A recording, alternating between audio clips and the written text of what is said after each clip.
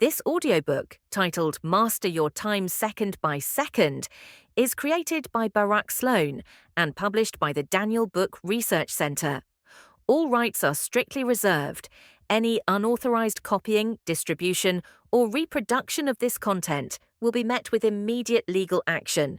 We hold full copyright ownership, and infringement of these rights will not be tolerated. Violators will face the full extent of the law. This content is protected under copyright regulations, and we actively monitor and enforce our rights. Proceed with caution. Respect the work and the creators behind it. Chapter 1, The Invisible Clock, Why You're Always Behind, Part A, Mindset and Lessons. Imagine waking up every morning feeling like you're already late to your own life.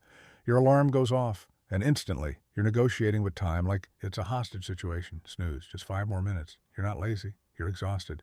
The kind of tired that seeps into your bones, not just from lack of sleep, but from constantly racing a clock you never set. Welcome to the time trap. This chapter isn't just about productivity hacks or calendar apps, although we'll get to those. This is about the psychology, the invisible script, running your day before you even open your eyes. Burnout isn't a phase, it's a loop. Let's get real. Burnout isn't a badge of honor. It's not just part of the grind. For the 30 to 45-year-old professional, burnout has become so normalized, it's practically a lifestyle subscription. You wake up tired, work tired, come home tired. Relaxation? That's something you schedule in between guilt and errands. You might even feel guilty for resting, like you're cheating on your ambitions. Sound familiar? That's not ambition. That's survival. And the truth is, time isn't your enemy. It's your accomplice. But you've been treating it like a jailer. The myth of the time-starved human. Society loves to glamorize being busy. We treat overloaded calendars like trophies. Back-to-back Zoom calls? You're killing it. Eating lunch at your desk? You're committed. No free weekends. You must be important. But here's the kicker. Being busy doesn't mean you're being effective. If you're constantly overwhelmed, you're not managing time. You're being managed by chaos in disguise. You don't need more hours in a day. You need more control over the ones you already have. Meurisse. Case file, meet Rachel. Rachel is a 39-year-old project manager at a mid-sized tech firm, sharp, detail-oriented, runs a team of 12, also hasn't had a real vacation in 3 years. She wakes up at 6 a.m., already thinking about unread emails. She checks Slack before brushing her teeth. Breakfast is whatever she can grab between meetings. Her Fitbit says she's active, but that's just from pacing during conference calls. At night, Rachel collapses on the couch with Netflix playing in the background, not because she's relaxing, but because she doesn't have the mental bandwidth to choose something else. Every night feels like she's rewinding her exhaustion, not recovering from it. Rachel isn't lazy. She's efficient in all the wrong directions. She doesn't have a time problem. She has a priority fog, a mental haze where everything feels urgent, but nothing feels important. The root of the time trap, reaction mode. Most people don't run their day runs them. You're reacting to emails, jumping on calls, checking messages. Everything feels like a fire to put out, and you're the only one holding the hose. Sound noble? Sure. Sound sustainable? Not a chance. Reaction mode is seductive. It makes you feel needed, important, even heroic. But it's a trap. If you don't define your priorities, someone else will. Every notification becomes a detour from your actual life. A word to turn, the phantom busyness epidemic. There's a new form of self-deception creeping into modern work culture. I call it phantom busyness. When you're constantly occupied, but your output is scattered, your brain is foggy, and your fulfillment is zero. You answer emails like a maniac, but don't move an inch closer to your goals. You attend meetings that should have been memos. You're productive, but only on paper. Phantom busyness makes you feel alive while secretly draining your soul. Time anxiety, the silent killer of focus. Ever felt that low-key panic when your to-do list stares at you like a debt collector? That's time anxiety. the gut deep feeling that you're falling behind, even when you're working hard. It doesn't come from being lazy. It comes from lacking clarity. Clarity is what separates the focused from the frantic. When you're clear on what actually matters, you stop chasing urgency and start building a legacy. Trust your Tower. The Eisenhower Moment. President Dwight D. Eisenhower once said, "What is important is seldom urgent, and what is urgent is seldom important." This single idea has saved more careers than caffeine ever will.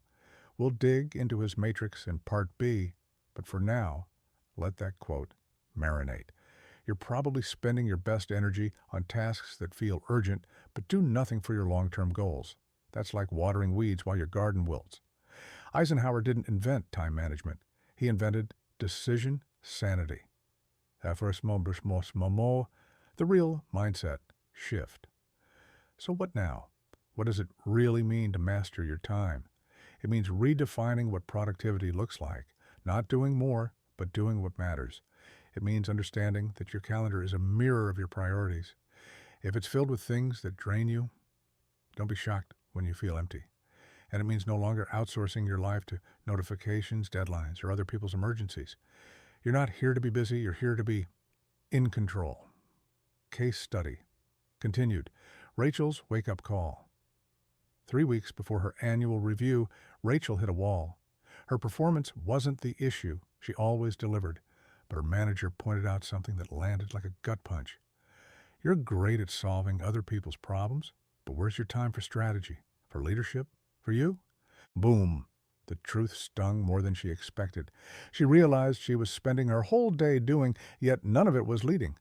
So she did something radical for someone drowning in busyness. She paused, and for the first time, she mapped her week using something she'd heard about but never actually used. The Eisenhower Matrix. The Eisenhower Matrix in real life. Here's how she laid it out on a whiteboard. 4 big quadrants. Urgent plus important, top left. Crises, deadlines, client fires. Important but not urgent, top right. Strategy, planning, self-care, growth. Urgent but not important, bottom left. Most emails, Slack messages, other people's random asks. Not urgent plus not important, bottom right. Doom scrolling, mindless multitasking, meetings with no agenda, you know the type. Rachel color-coded each task from her calendar over the past 2 weeks and dropped them into the matrix. The verdict: over 65% of her time was in the urgent but not important zone, aka the professional hamster wheel. Only 10% was spent in the important but not urgent box, the sweet spot where real impact lives. Tool number 1, the priority purge. Rachel didn't just look at the matrix, she acted on it. Here's what she did. Delegated every task that lived in urgent but not important. She trained her assistant to screen non-critical requests. Canceled 2 recurring meetings with no clear ROI, no apologies, just data-backed decisions. Scheduled 2 deep focus blocks weekly for strategic work. Turned off email, phone on, do not disturb. Protected 30 minutes every morning for reflection, planning, and, not kidding, stretching and breathing. The result? By week 2, her inbox went from 217 unread messages to a manageable 42. Her team reported more clarity. She had time to mentor a junior colleague. She even made it to yoga, twice. But most importantly, she wasn't reacting anymore. She was responding with purpose. Tool number 2, the Sunday Sanity Session. Every Sunday evening, Rachel now runs a simple 3-step ritual. Reflect: what drained me last week, what fueled me. Prioritize: which goals align with my long-term vision. Protect: block out time before the week gets hijacked. This tiny habit became her anchor. It's not a full-on productivity boot camp, it's a sanity check, and it works. Tool number 3, the 2-minute no. If a task takes under 2 minutes to say no to, Rachel does it immediately. No guilt, no delay. Can you jump on a quick call? Mind reviewing this deck today? We need you on this extra project. Her new go-to? Sounds interesting. I'm at capacity right now. Circle back in 2 weeks. Most people respect boundaries when you set them. The problem is, we rarely do. The 2-minute no is now her shield against creeping chaos.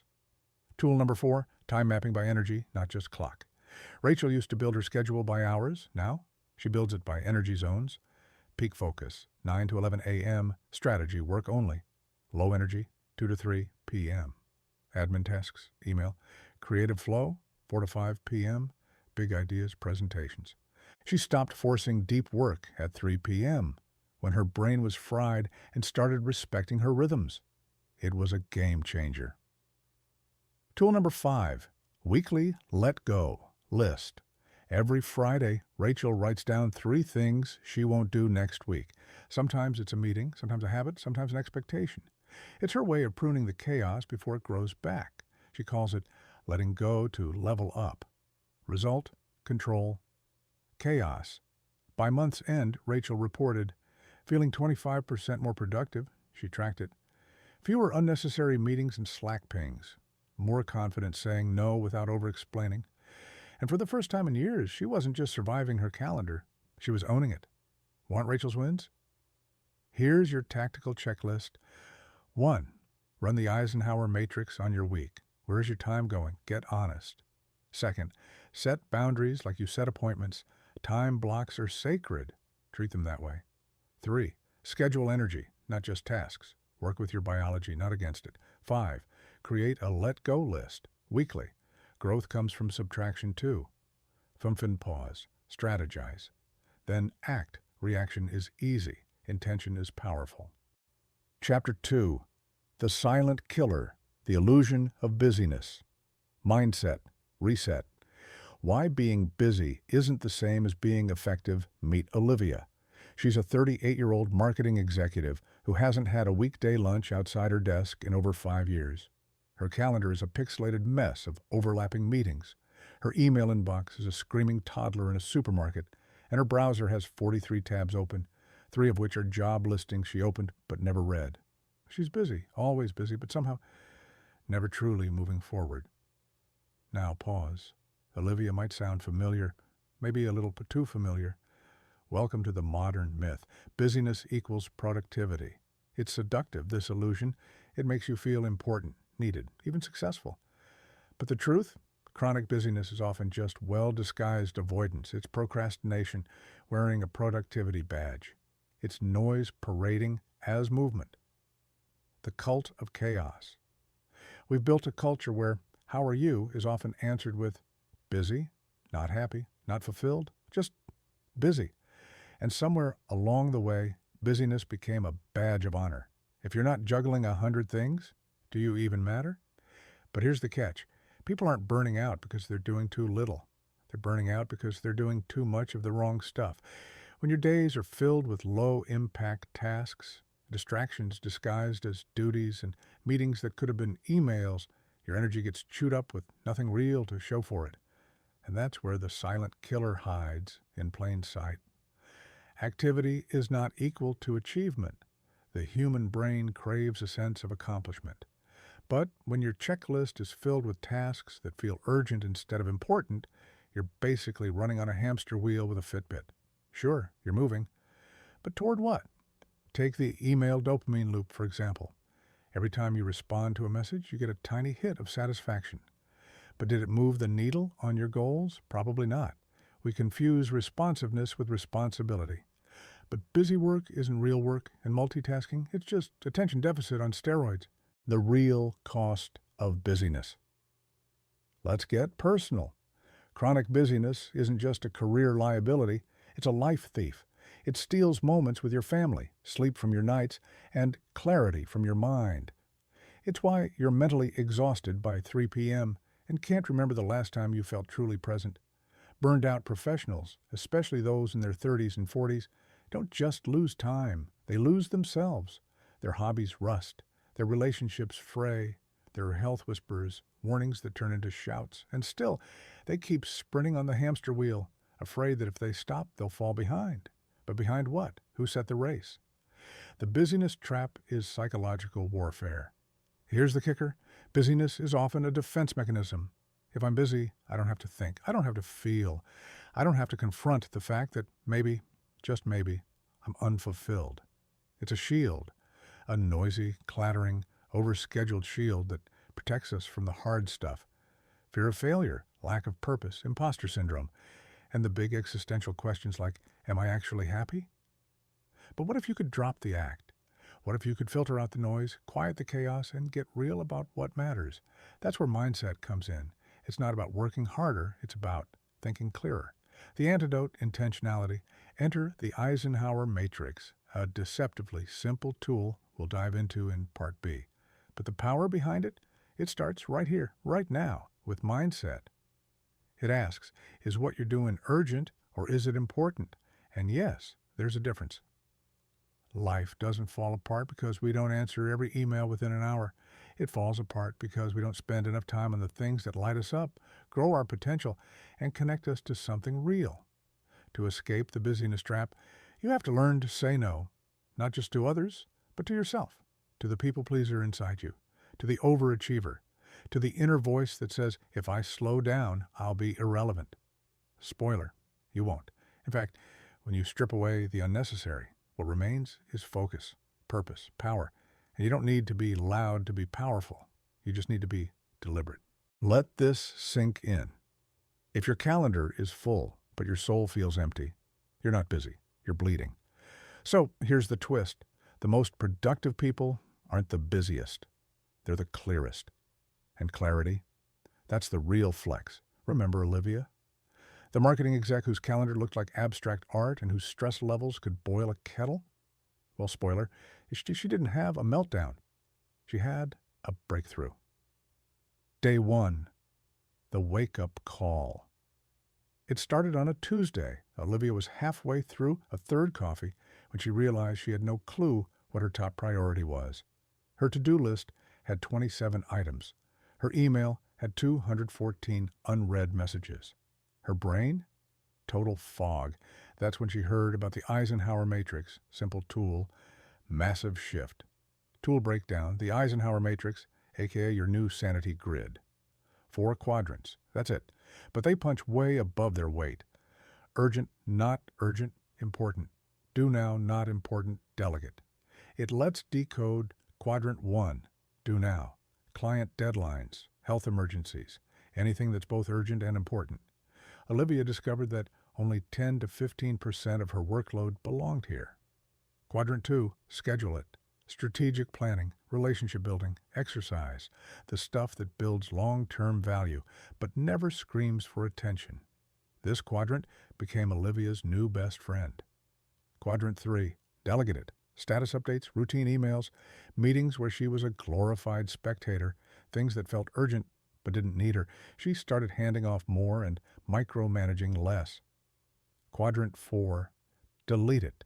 Checking LinkedIn 14 times a day, replying to every Slack message in 30 seconds, busy work with zero ROI. She nuked this quadrant without mercy. Week 2, detoxing the calendar. Olivia printed a weekly schedule, color-coded it by quadrant. The first thing that hit her? She was living in Quadrant 3, death by delegation, delay. She was doing everyone else's work, not hers. So she did the unthinkable. She canceled half her meetings, and the world did not explode. Instead, her team stepped up. The company didn't burn. What burned away was the illusion that being involved meant being effective. She used that reclaimed time to deep dive into actual priorities, strategy, client relationships, personal health. Her blood pressure dropped. Her sleep improved. And for the first time in years, she ate lunch away from her screen. Tool 2. The weekly review, aka your reality checkpoint. Every Friday afternoon, Olivia locked her calendar for 30 minutes. No calls, no emails, just one task. Review the week using these 4 questions. What did I do that actually mattered? What distracted me, and why did I let it? What should I do less of next week? What's one thing I've been avoiding that deserves my focus? This wasn't therapy. It was clarity. She started seeing patterns, like how she defaulted to saying yes when overwhelmed, and how her quick checks on social media were actually stress escapes. Tool 3, the 2 yes rule. A trick Olivia stole from a leadership podcast. Before saying yes to anything new, ask yourself twice. Yes and yes again after I've looked at my week? If it didn't survive both yeses, it didn't make the cut. Tool 4, time blocking, the grown-up version. Instead of a vague list of tasks, she blocked time like appointments for deep work, admin, breaks, and even thinking time. It wasn't rigid. It was intentional. Deep work slots were sacred. No email, no calls, just her and the task that actually moved the needle. She also built in white space, blank time to breathe, reflect, or deal with the unexpected without spiraling. 2 months later, Olivia 2.0. Her productivity didn't double, it tripled. But more importantly, her burnout didn't just fade, it flipped. She started mentoring junior staff, signed up for dance classes again, tango, if you're wondering. And she finally felt in control. Not of everything, but of what mattered most. She no longer wore busy as a badge. She wore clarity like armor. Quick recap. Olivia's escape plan. Eisenhower matrix. Categorize tasks. Protect your energy. Weekly review. Know what's working. Adjust. 2-yes rule. Pause before commitment. Time blocking. Treat your priorities like sacred meetings. Final thought from Barak Sloan. The truth is, escaping busyness isn't about doing less. It's about doing less of what doesn't matter. You don't need more time. You need fewer time wasters. What you cut is as powerful as what you commit to. Chapter 3. Toxic Routines. The Silent Saboteur's Mindset. Why you keep doing what's draining. Let's start with a confession you probably never made out loud. I'm not too busy. I'm just addicted to the same old chaos. Ouch? Exactly. Let's talk about it. You're not lazy. You're not broken.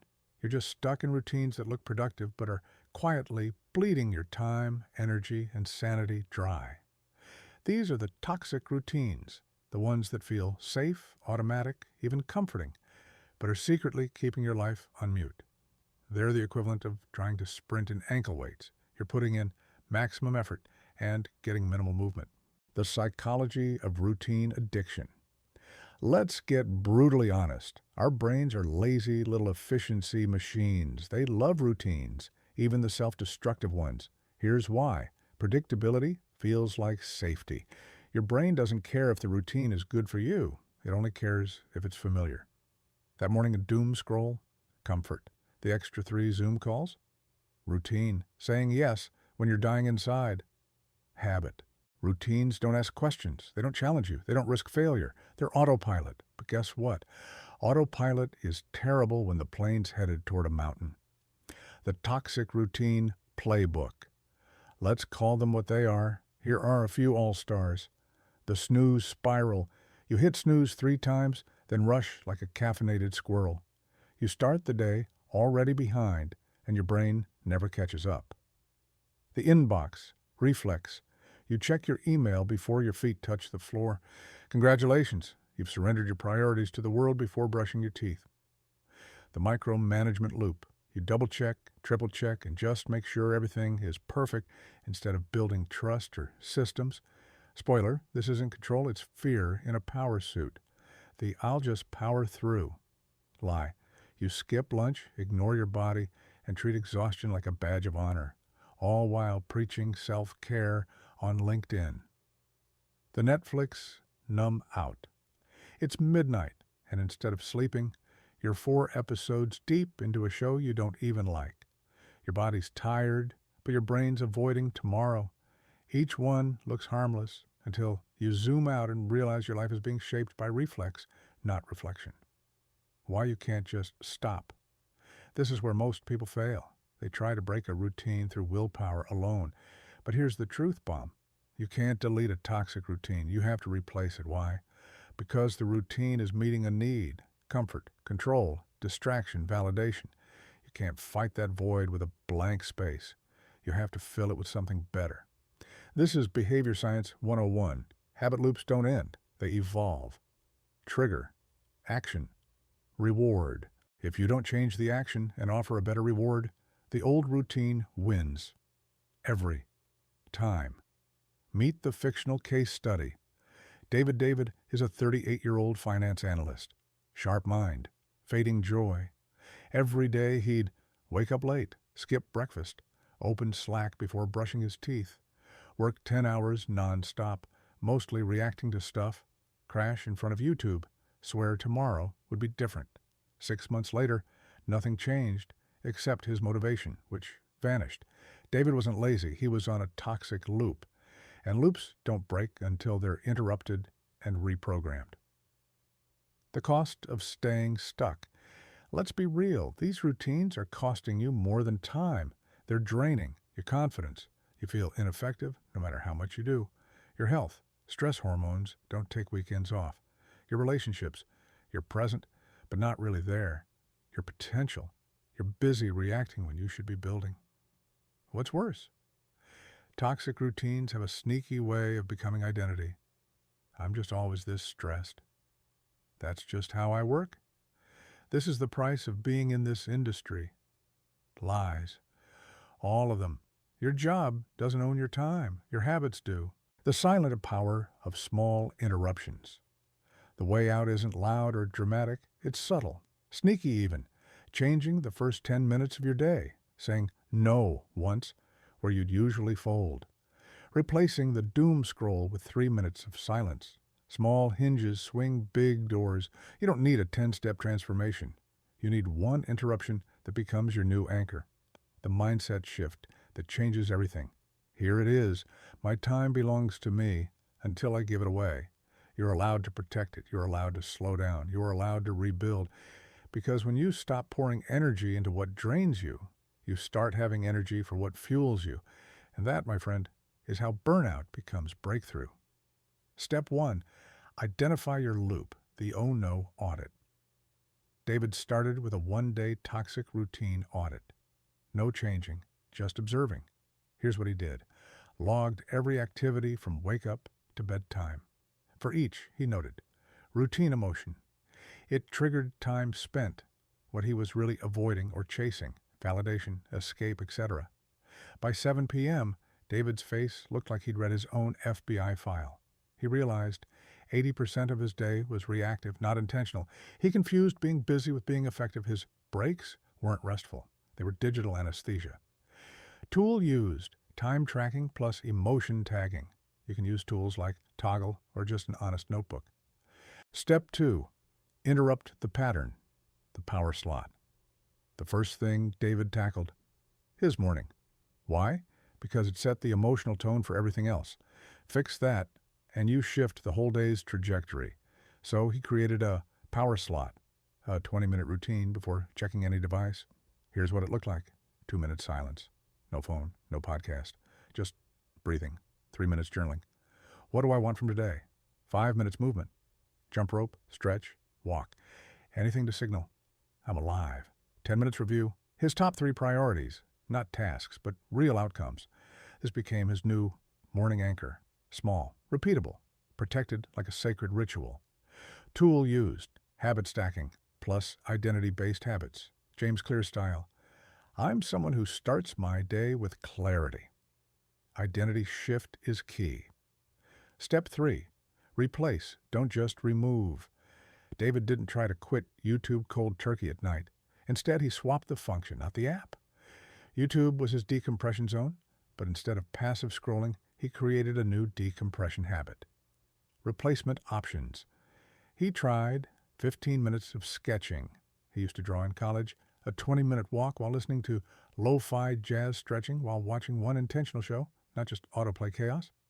Was it perfect? Nope. But it worked 70% of the time, and that was already a win. Tool used. Trigger action reward replacement mapping. Step 4, apply the Eisenhower matrix. Now that David had calmed the emotional chaos, he needed a system to prioritize his work. Enter the Eisenhower matrix. He took his daily to-do list and placed tasks into 4 categories. Urgent, not urgent, important. Do it now, client deck, schedule it, strategy prep. Not important, delegate, report edits. Eliminate, random emails. What changed? David stopped spending 5 hours on things that felt productive but weren't moving the needle. Tool used. Eisenhower matrix plus daily 3-item focus plan. Step 5, boundaries without the guilt. David's biggest win wasn't tactical, it was emotional. He finally told his manager, "For the next 90 days, I'm blocking 90 minutes daily for deep work. I'll still hit my deadlines, but I need focused time." And guess what? The world didn't end. Nobody fired him. In fact, his performance improved. Boundary not equal to rebellion. It's just clarity plus consistency. Step 6. Create a routine detox list. David made a list titled, "Things I'm No Longer Tolerating." Examples: skipping breakfast, saying yes to unplanned meetings, responding to messages after 8 p.m., finishing someone else's job just to be helpful. He reviewed it weekly. Every time he stuck to one, his confidence grew. Tool used: personal integrity list, accountability check. Step 7. Find a replacement tribe. David joined a Slack group of other time-bound professionals working on similar goals. Every Friday, they did a 10-minute voice check-in. What went well? What slipped? What's next week's one power focus? Support plus shame-free accountability. That's rocket fuel. Tool used: peer accountability, circle results. After 4 weeks, 2 hours of deep work daily, protected, energy levels up, evening burnout down, better sleep, no more snooze spiral, more confidence in saying no without drama.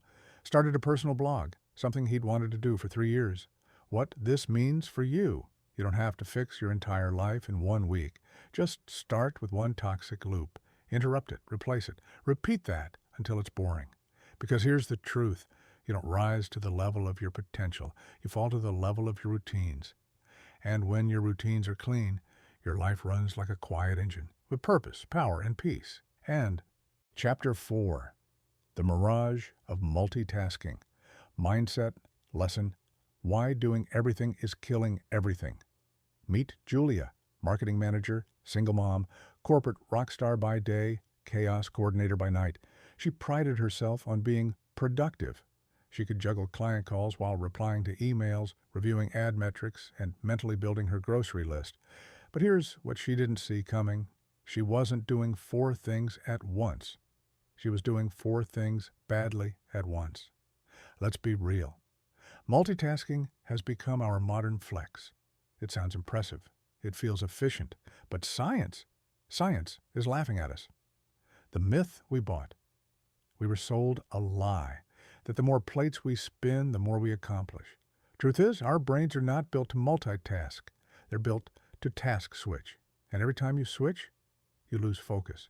You increase error. You fatigue faster.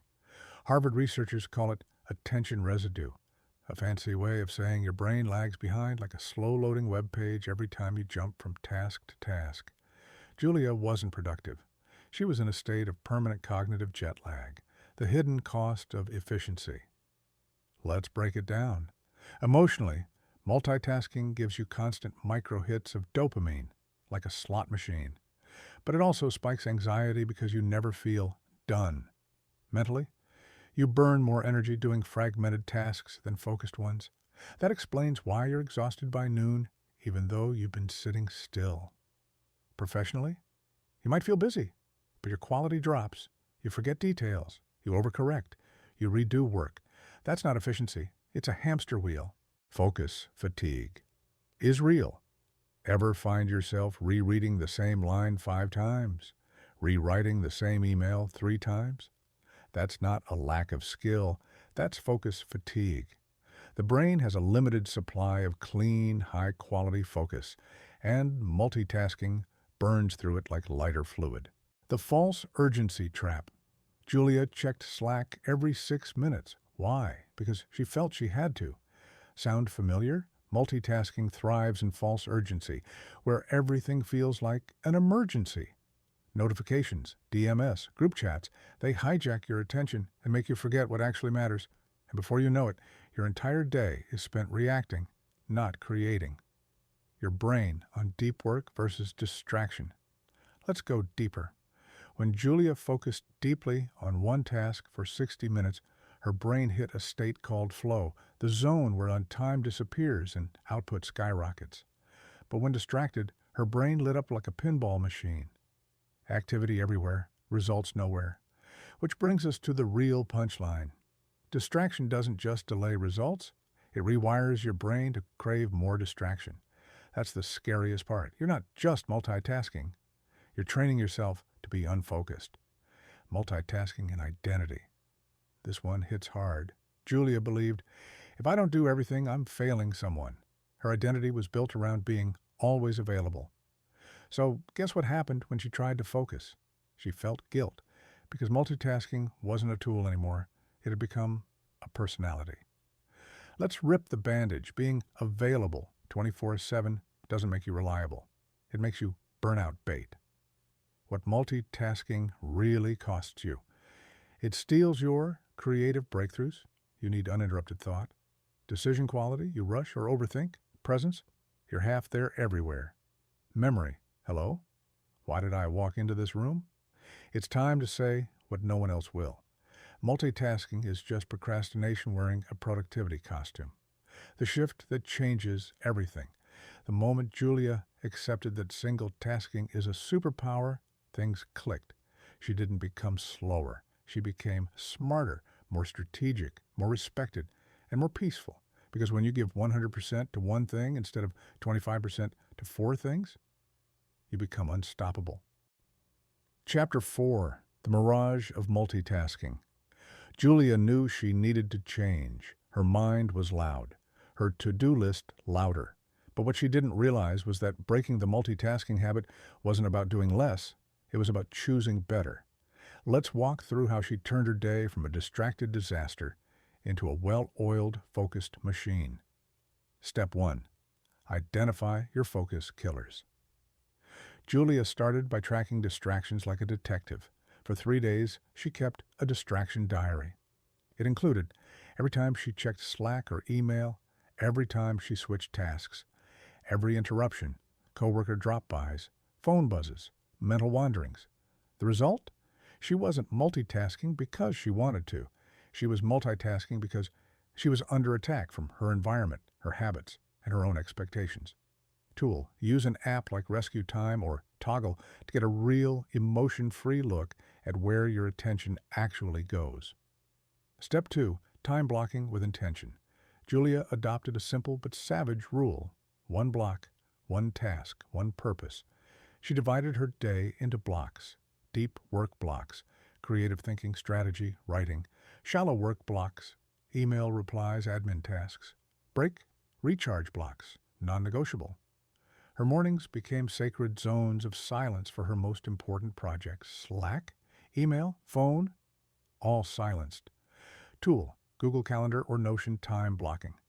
Color code, blue for deep work, yellow for admin, green for breaks. Visual clutter kills focus, so organize your time like your wardrobe. Step 3, batch it like a boss. Rather than switching between client calls, reports, social media, and emails all day, Julia began batching. Mondays, reporting and review. Tuesdays, client communication.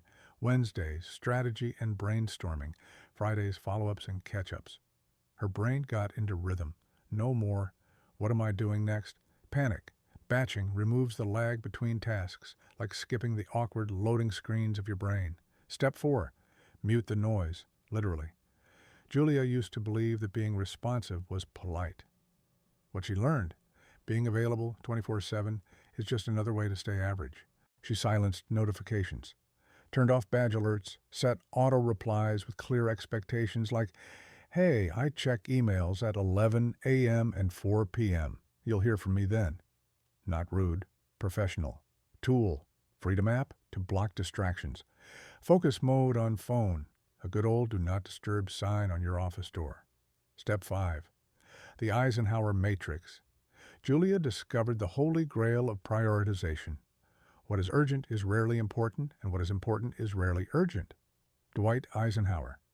She mapped her tasks into 4 quadrants. Urgent, not urgent, important, do now. Client crisis, schedule, project planning, not important, delegate, calendar invites, eliminate, scrolling LinkedIn. She realized half her day was spent doing things that looked important but weren't. Tool, use apps like Matrix Planner or draw it on a whiteboard near your desk.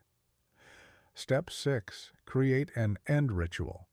At 5 p.m. sharp, Julia began a shutdown ritual. 10 minutes to review what she did, 5 minutes to list 3 wins, 10 minutes to preview tomorrow. This ended her day with closure, not confusion. No more, "What did I even do today?" spiral. Her brain got the memo. We're done for now. Rest. Step 7. Redefine productivity. Julia stopped measuring her success by how busy she was and started measuring it by what she completed with clarity. She didn't need to do more. She needed to do what mattered most, fully and fearlessly. And here's the best part. Once she stopped juggling flaming swords, she finally felt the one thing she hadn't felt in years: peace. Your turn. Let's cut the fluff. If your day feels like a slot machine, you're not broken, you're overwhelmed. Here's your tactical checklist. Audit your distractions. Block your time like a CEO. Batch tasks to build momentum. Use the Eisenhower matrix weekly. Shut down with intention. It's not about doing less. It's about doing what moves the needle without setting your brain on fire. In the next chapter, we'll meet Logan, an ambitious team lead caught in the endless meeting loop, and how he learned to say no with grace, precision, and just the right amount of sass. Chapter 5. The Meetings That Ate the Day. If you've ever opened your calendar and thought, "When exactly am I supposed to do my job?" Congrats, you're in the club of professional overcommitters. Let me introduce you to Logan. He's a sharp, well-meaning team lead at a mid-sized tech company. Smart guy, big heart. But here's the kicker. Logan's schedule isn't his anymore. It belongs to anyone with a scheduling link. He starts every day with a triple espresso and a triple booked calendar. Logan's life is one long status update. Quarterly syncs, bi-weekly check-ins, brainstorming sessions that generate zero storms, and an endless parade of meetings labeled optional that feel oddly mandatory. Sound familiar? The modern epidemic, death by meeting. We joke about it, but the real consequences are brutal. Decision fatigue by noon, no deep work time, a to-do list that's aging faster than you are. Here's the hard truth. Most meetings are just permission slips to procrastinate real work. They feel productive because we're talking, but talking isn't doing, and agreeing isn't executing. The fear behind the yes. Why do we keep saying yes to things we don't want to attend? Logan's not lazy. He's not clueless. He's just stuck in a trap built on good intentions. He wants to be seen as reliable. He doesn't want to offend anyone. He's scared that saying no will make him look disengaged, so he keeps attending, nodding, contributing half-thoughts to quarter-baked ideas, until eventually his actual work gets shoved to nights and weekends. Let's be clear, saying yes to everything is not loyalty. It's self-sabotage in a nice shirt. Mindset shift. Number 1, every yes is a no to something else. Time is zero-sum. When Logan says yes to an unnecessary meeting, he's saying no to strategy, work, his team's mentorship, thinking, time, sleep, and sometimes sanity. Start here. Write down your top 3 professional priorities. Now look at your calendar. How many meetings move those forward? If it's less than 30%, you're managing optics, not impact. Mindset. Shift number 2. Meetings are expensive, not metaphorically, literally. If there are 8 people in a room for 1 hour and each one makes $50 per hour, that's a $400 meeting. Multiply that by a week, you're burning through thousands in productivity for updates that could have been a Slack thread. Logan started asking himself, would I pay for this meeting with my own money? If the answer was no, it didn't belong on his calendar. Mindset. Shift number 3. People respect boundaries. Eventually. At first, Logan worried his no's would make him seem arrogant or unhelpful. But something strange happened when he started saying, "Hey, I'd love to help, but I'm heads down on a priority project right now. Can we async this?" People respected him more because boundaries signal clarity, and clarity is rare. His team stopped flooding his calendar. His manager started trusting him to lead, not just attend, and Logan finally started doing the work he was hired to do. The 4 questions Logan now asks before accepting any meeting. Is this meeting necessary, or is this just a calendar reflex? Can the same outcome happen in an email or Loom video? Is my presence required, or am I just being polite? Does this move a priority forward or just maintain appearances? If it's 3 no's and 1 may, decline, guilt-free. The identity flip from yes man to impact. Architect saying no isn't rude, it's responsible. It tells the world, I'm not here to look busy, I'm here to be effective. Logan didn't just cut meetings, he cut noise, he cut distractions. He cut the people-pleasing pattern that was keeping him in career quicksand. The result? He didn't just get more done, he got noticed, for the right reasons. This chapter isn't about rebellion, it's about taking your time back from the meeting monsters. Not with arrogance, but with confidence. Not with defensiveness, but with intention. And here's the magic. Once Logan reclaimed control of his calendar, he got better at everything else too. His performance soared. His mood stabilized. And he had enough energy to hit the gym without imagining dumbbells or email chains. Coming up next in Part B, we'll see exactly how Logan redesigned his calendar with sniper-like precision, including the 3 meeting types he attends and why, his polite but powerful email scripts for declining invites, and how he built a deep work fortress nobody dares interrupt. Now that Logan's mindset has shifted, let's unpack how he actually took back control of his calendar without becoming that person who's too busy for everything and mysteriously disappears during team stand-ups. We're talking about real strategies, not vague, learn to say no advice. Logan needed a battle plan. Here's what he did. 1. The calendar purge, a.k.a. the Marie Kondo moment. Step 1. Logan treated his calendar like a junk drawer. He opened it up, stared at the chaos, and asked, which of these meetings spark actual value? Spoiler, most didn't. What he cut, any recurring meeting without a clear, updated purpose. Status updates that could be async. Brainstorms that always went in circles. What he kept, strategic reviews with real decision makers. One-to-ones with his direct reports, because coaching is impact. Cross-team sessions where his input moved the needle. Tooltip, use color coding in Google Calendar. Red, do not miss. Yellow, optional, review agenda first. Gray, ghosted this 3 times, deleted already. 2. The anti-meeting email template. Declining invites is awkward until it isn't. Here's the exact message Logan sends when turning one down. Subject, quick check on meeting name. Hey Ryan, I saw the invite for Verify Fast. I'm currently heads down on a few priority items this week. Unless there's something specific you'd like input on, I'll catch up via notes or async updates. Appreciate your understanding. Best, Logan, it's short, respectful, clear.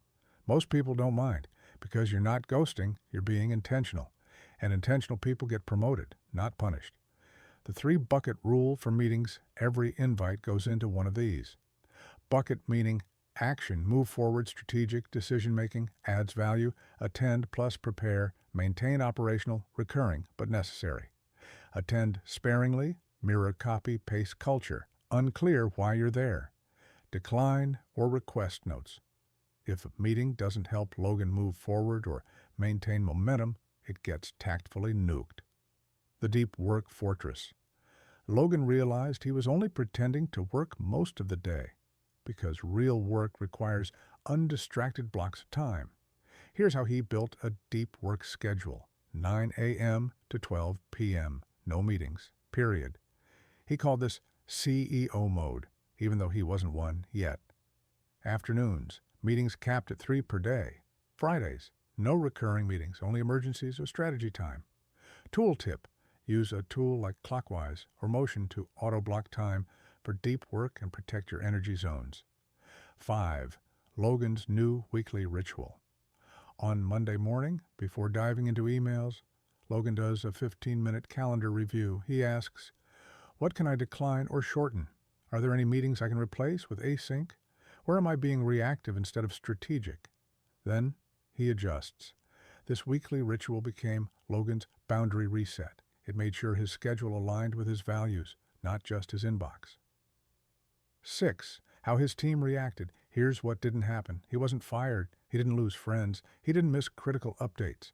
Here's what did happen. His boss started mimicking his approach. His team got more done with fewer check-ins. And Logan? He finally started finishing work during work hours. He stopped being the guy who was always busy and started being the guy who actually delivered. 7. Bonus, the toxic meeting detox checklist. If you're still not sure what meetings to cut, use this cheat sheet. No agenda, no attende. Invited out of habit, not need. Here's hard pass.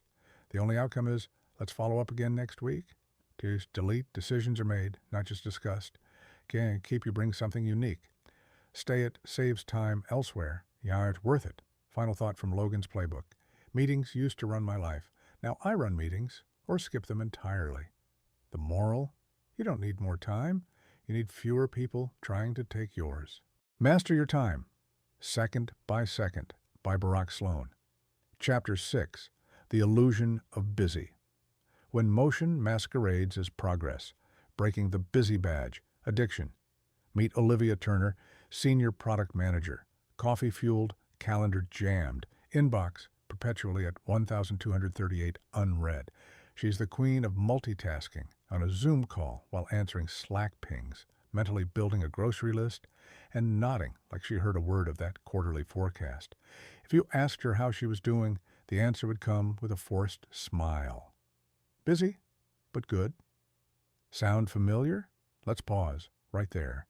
We live in a culture that worships busy the way ancient civilizations worshiped thunder gods, out of fear and awe. And like any false idol, it promises power, validation, and status. But what it delivers is exhaustion, scattered focus, and a gnawing emptiness that whispers at night, did I actually get anything done today? The busy trap, a lie disguised as legacy. The modern professional has replaced quality with quantity, productivity with performativity. We've confused motion with progress, and we wear our busyness like a badge of honor, thinking if we just keep moving, eventually we'll end up somewhere great.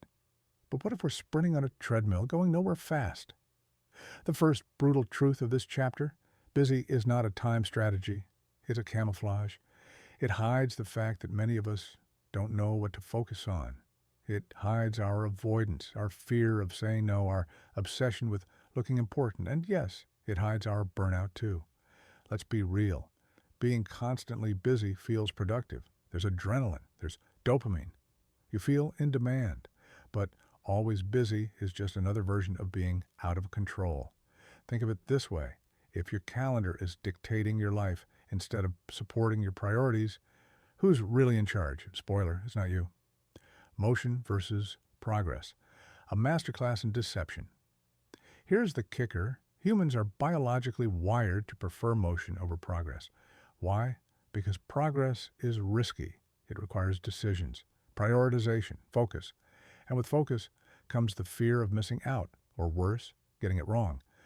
Motion, on the other hand, feels safe. It tricks our brain into thinking we're achieving. It's that satisfying click of sending 40 emails before lunch. But unless those emails align with your deeper goals, it's digital hamster wheeling at its finest. The most dangerous thing about busy is that it keeps you just distracted enough to avoid asking the hard questions. Is this even the right goal? Why am I doing this task myself? What am I avoiding by doing this instead? Olivia, for example, was constantly busy handling micro-crises, approving copy edits, answering vendor emails, reviewing endless product tickets. But when we mapped her week, 80% of her time was in reactive mode. None of it touched her actual goal, launching a new product line that had stalled for 6 months. The high cost of hustle. Let's get into the emotional toll. Busyness feels noble, but it robs us of clarity, of peace, of presence. How many times have you finished a packed day and realized you never actually finished anything? That soul-sinking feeling is not just exhaustion. It's disconnection from purpose. It's not just burnout. It's busyness-induced blindness. You may be admired for your hustle, but you won't be remembered for it. People remember impact, not how fast you replied to that 11 p.m. Slack. Here's a chilling thought. What if the future you envision is quietly slipping away because busy is filling the space where meaningful work and intentional life choices were supposed to live? The psychology behind busy addiction.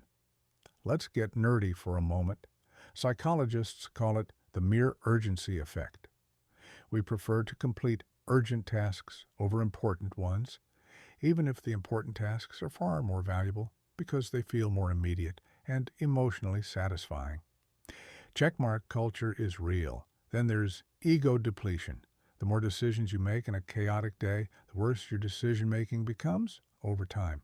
That's why you might start your morning on fire and end it, Googling how to move to New Zealand with no savings. Your brain wasn't built to juggle 100 flaming swords, but the modern workplace keeps handing them to you like party favors. The stoic wake-up call. Let's channel some Marcus Aurelius realness. If you seek tranquility, do less. Or more accurately, do what's essential. It's not about doing more things, it's about doing right things and doing them deeply, with focus, with presence, without the circus music of multitasking in the background. Busyness doesn't earn you wisdom, but silence and intention just might. Time for a mental reset. So how do we shift from busy to deliberate? It starts with redefining what success looks like. Instead of, I crushed my inbox, try, I moved a meaningful project forward. I had a conversation that mattered. I chose clarity over chaos. And here's the uncomfortable truth. If you're too busy to stop and reflect, you're already off course. The illusion of busy is powerful, but it only has power as long as we buy into it. The moment we stop treating it like a virtue, it loses its grip. And that's when something incredible happens.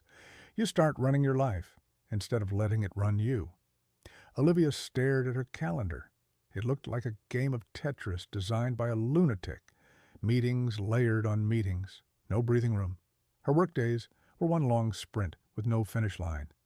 And every night she collapsed onto the couch with a strange mix of pride and panic, busy but behind. That's when Jordan, her new mentor and conveniently a recovering busy addict, handed her a napkin. On it was a simple 2x2 grid, 4 boxes, 2 words at the top, the Eisenhower matrix. Olivia rolled her eyes. Another time hack? Jordan smiled. Nope, this is how you stop worshiping chaos. Step 1, understand the matrix.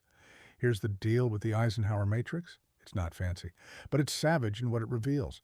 It splits your tasks into 4 categories. Urgent, not urgent. Naha. Important, do now. Schedule, not important. Delegate, delete box 1. Urgent plus important equals do. These are fires, deadlines, crises, things that, if ignored, come back with consequences. Olivia's team launch meeting? Yep, that's here. Box 2, not urgent plus important equals plan. This is where long-term growth lives. Strategy, health, learning, relationship building. Olivia's product roadmap overhaul should have been here months ago. Box 3, urgent plus not important equals delegate. These are other people's priorities that scream for your attention. Vendor follow-ups, low-impact requests, CC'd email chains from 12 people who clearly just hit reply all. Box 4, not urgent plus not important equals delete time wasters. Scroll traps, overchecking Slack. Olivia had an entire drawer of these. Step 2, time audit, like a detective. Before Olivia could fix her week, she had to face it. Cold case style, she tracked 3 full days in 30-minute blocks. Just like that, her week's true crime was exposed. 6 hours in unproductive meetings, half of which she didn't even need to speak in. 3 hours answering non-critical emails, 2 hours checking in with her team every few hours instead of trusting the process, 0 hours scheduled for deep work, the busy badge. Officially revoked. Step 3, schedule box 2. First, here's where the matrix flips everything. Most people live in box 1 and 3. That's survival mode. The people with calm minds and clear outcomes. They live in box 2. So, Olivia made it sacred. Every morning from 9 to 11 a.m., she blocked her calendar for strategic deep work. No meetings, no email, no checking Slack. Her team adapted. Some even copied her ritual. Her creativity returned. Her leadership sharpened. Her team hit its targets for the first time in 5 months. Step 4, ruthlessly delegate or delete. Olivia had to confront another truth. She was hoarding tasks. Why? Because she thought delegating made her look weak. But Jordan said something that stuck. If you're doing work someone else can do at 70% your ability and it's not mission critical, you're not helping. You're clogging the system. So she trained her assistant to filter her inbox. She empowered team leads to own decisions without her constant sign-off. She left 3 recurring meetings forever. She also deleted apps she just scrolled to unwind, but mysteriously spent 7 hours a week on. Instagram got the axe. LinkedIn stayed. Barely. Step 5. Build white space. This is where Olivia felt the shift. She started scheduling white space into her week. Gaps for thinking, reading, reflecting, space to breathe. For the first time, her calendar served her instead of strangling her. Now, when someone asked, "How's work?" her answer wasn't busy. It was clear. Tools Olivia used, and you can too, Eisenhower. Matrix, draw it on paper, use it weekly, ruthlessly. Time tracking. Try apps like Toggle, Clockify, or just an old-school spreadsheet for 3 days. Calendar blocking. Treat your deep work like it's a meeting with the CEO. Because it is.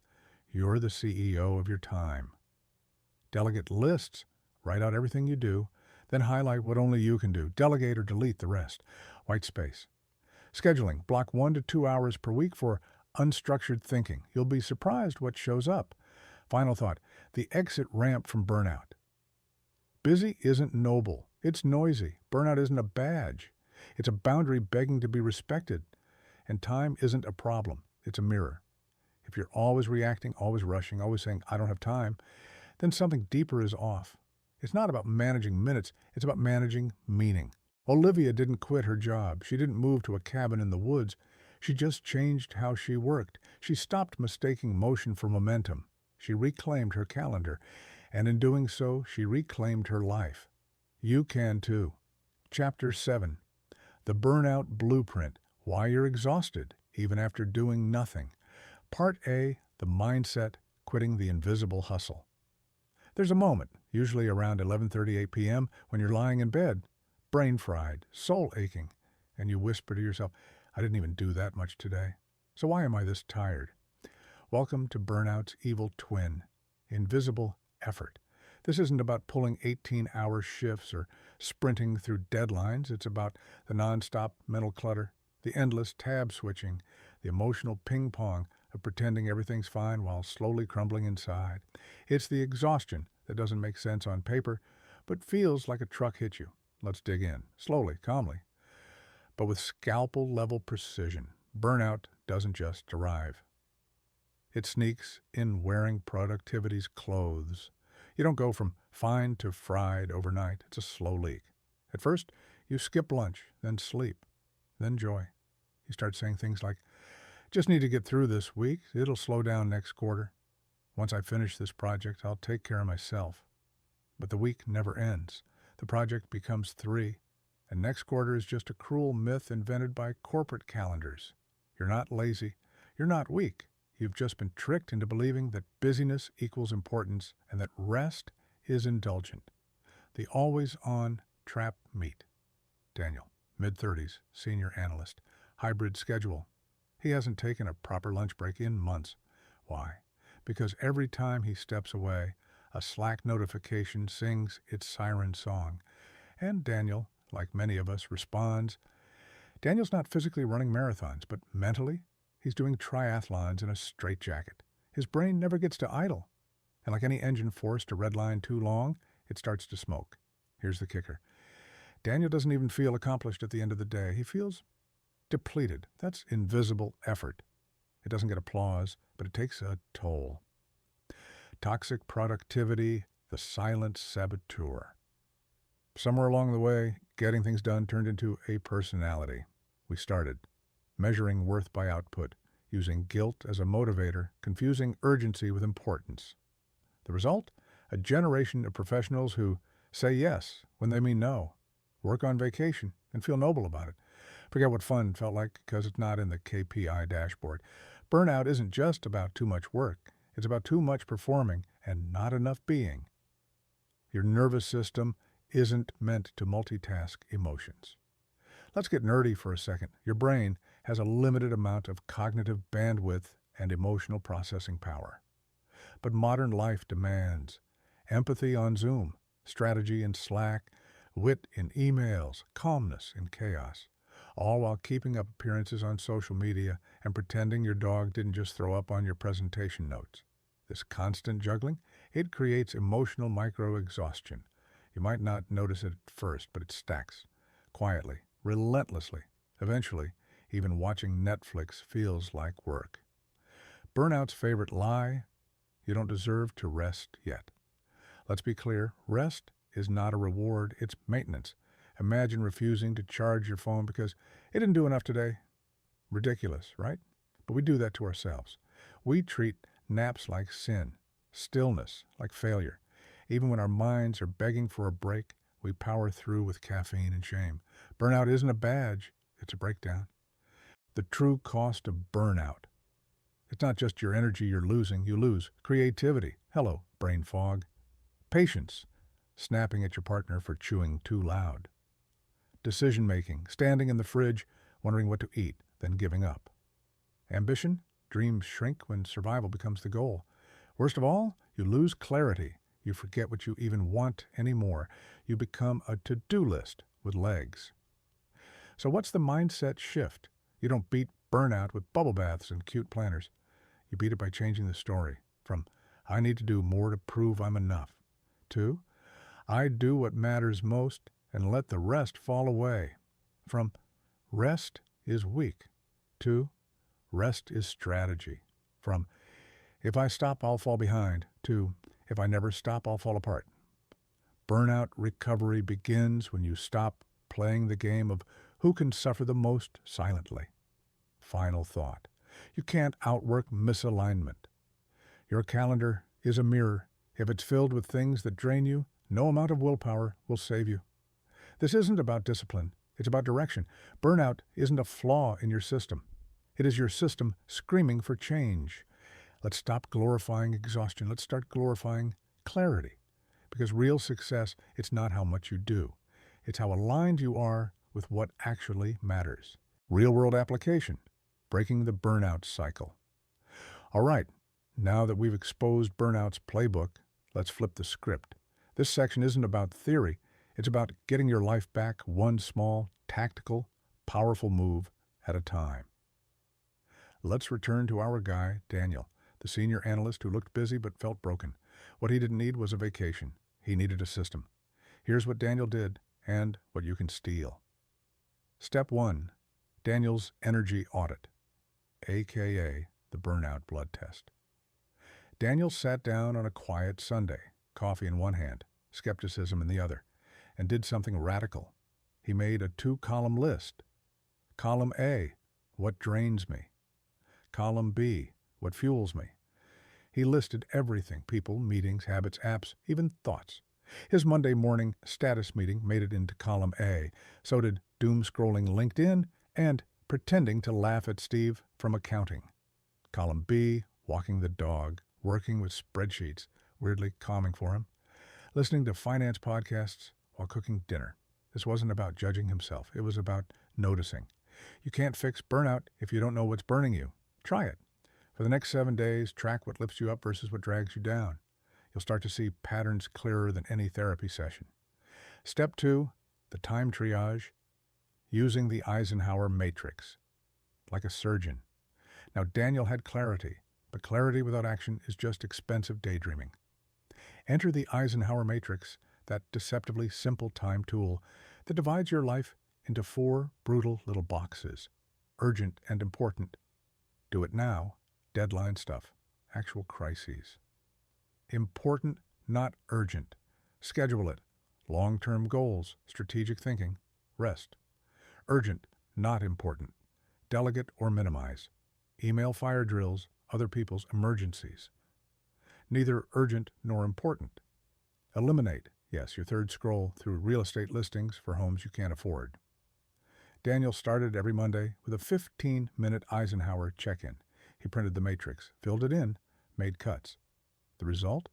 He realized most of his stress came from quadrant 3, stuff that felt urgent but wasn't truly his to handle. He started using phrases like, "Let me get back to you tomorrow." Is this time sensitive, or can it wait until Friday? Sounds important. Who else can help with this? That wasn't laziness. That was strategic withdrawal. Step 3. The no. Muscle workout burnout loves weak boundaries. Daniel had to relearn how to say no, gracefully, consistently, and without apology. He used these magic scripts. "I'm at capacity right now, but I'd love to revisit this next month. Can I offer a quick suggestion instead of taking it on? I appreciate the ask, but I have to prioritize some key projects." Saying no isn't rude, it's responsible. Every no gave Daniel a yes to something better: sanity, space, sleep. Step 4. Scheduled recovery. Not just rest, recovery. Here's where most people fail. They treat recovery like a reward, not a requirement. Daniel scheduled it like a dentist appointment. He blocked 1 full hour per day, non-negotiable. Sometimes it was a nap, sometimes a walk, sometimes journaling, sometimes staring at a tree and wondering if it had more inner peace than him. Spoiler, it did. But over time, this space became sacred. Burnout isn't healed with one weekend off. It's healed with consistent, intentional space. Step 5. The toxic routine purge remember column. A, from the energy audit. Daniel made a rule. Each week, eliminate or neutralize one item from that list. Week 1, muted all non-essential Slack channels. Week 2, asked to opt out of Friday status updates. Week 3, stop checking email after 6 p.m. Week 4, replaced doom scrolling with reading 5 pages of anything that wasn't work-related. Not a revolution. A slow detox, one toxic drop at a time. Step 6, weekly check-in ritual. Every Sunday, Daniel asks himself 5 questions.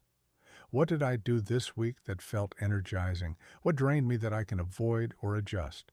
Did I stick to my time priorities or get hijacked? What's one no I'll say this coming week? What does recovery look like for me this week? He logs the answers in a simple doc. No pressure, just awareness, because burnout hates awareness. It thrives in autopilot. Bonus move, the anti-hustle circle. Daniel also started surrounding himself with people who weren't addicted to hustle culture.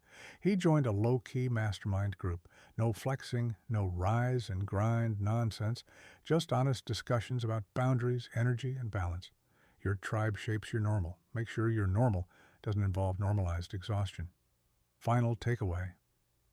Burnout isn't solved by quitting your job and moving to Bali, though tempting. It's solved by redesigning your day to protect your energy like it's your most precious asset, because it is. Daniel didn't change who he was. He changed how he operated. He learned that clarity beats chaos, boundaries beat burnout, and rest is a power move. Mindset, lesson, the multitasking myth, busted. There's a dangerous lie we've all been sold, and it's got us by the to-do list. Multitasking sounds productive, feels impressive, ruins everything. Here's the plot twist. You're not multitasking. You're just switch tasking badly, and it's silently bleeding your brain power, focus, and time like a leaky faucet you don't notice until the water bill explodes. Let's break it down like your browser with 37 open tabs. The multitasking mirage, what you think you're doing. You're answering emails during a Zoom call, checking Slack while pretending to wrap up that report, listening to a podcast while drafting a client pitch. You feel like a beast, efficient, a productivity demigod. Except, here's what's actually happening. Every time you switch tasks, your brain goes through a costly reboot. It's called context switching, and science says it can drain up to 40% of your productive time. That's like working a 10-hour day and throwing 4 hours directly into the trash. With style, still feel efficient? Even worse, each switch spikes cortisol, the stress hormone, which makes you feel anxious while also making you worse at the task you're jumping to. Like chugging coffee to fix dehydration. It feels right, but it's not. And the deeper impact? You're never present. You're not giving anything or anyone your full attention. Your work? Sloppy. Your relationships? Fragmented. Your mind?